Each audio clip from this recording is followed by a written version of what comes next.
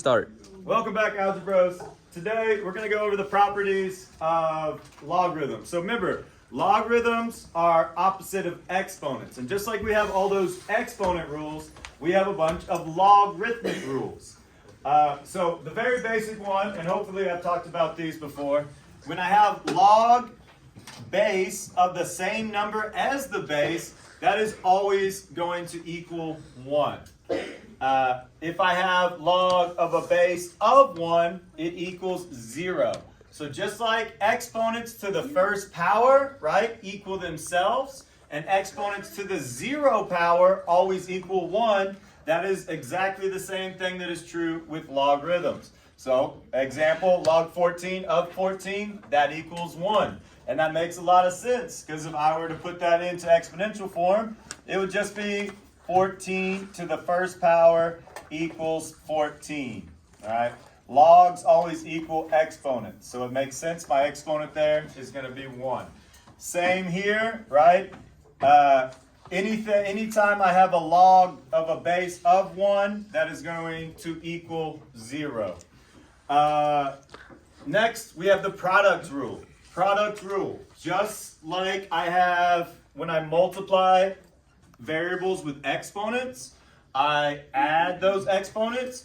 I can break up what I have, the product of the log I'm taking, and I can add them. So log base b of m times n can be split up into log base b of m plus log base b of n. Here's the example over here of condensing. So I have log base 5 of 6 times log base 5 of 7. Well, I can rewrite that as log base 5 of 6 times 7, or log base 5 of 42. Now I got it into a spot where I can put that in my calculator, right? So next you could also reverse it, right? You could take any factors of 63 and break it up. So it's log base 2 of 7 times 9, or log base 2 of 7 plus log base 2 of 9, right? That's the product rule. Next one, I have the quotient rule, right? I have log base b of m over n, right? Now I can break it up with subtraction. So I go from dividing to subtracting.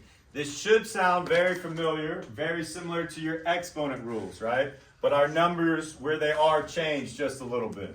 So if I wanted to condense this log right here, log base 4 of 84 minus log base 4 of 12, well, I know that's just log base 4 of 84 divided by 12, which is 7. So my answer to condense would be log base 4 of 7.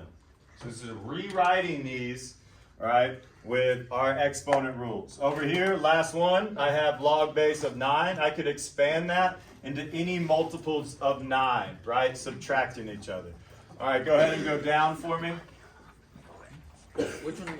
Go What is it? on the big screen. Oh, There's this guy. all right. Oh, There, there right we there. go. See? So Wasn't me.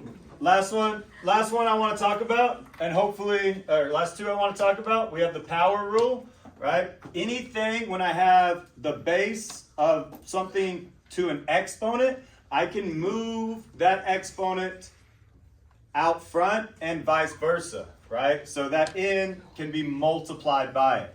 So for example, if I'm condensing, if I have 2 times log base 3 of 8, well, I could rewrite that as log base 3 of 8 squared, or just log base 3 of 64, right?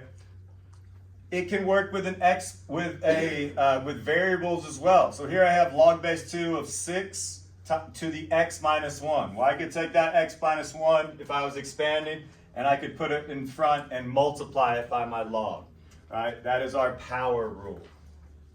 And the last one, I want you to star this one. This is our calculator rule, right? It is how we get our answers in our calculator, those decimal answers. This is our change of base formula. So if I start with log base b of a, I can put it in. Remember, if I don't have anything with my log, I assume a common log base 10. So this just becomes log base 10 of a divided by log base 10 of b, right? You put it in your calculator. Real life example, log 7 of 32. Well, I put that in my calculator as log 32 divided by log 7. Remember, this is the base. Bases are always on bottom, all right? and that equals 1.7810. All right, so that is your log rules. You stay frosty, Algebros.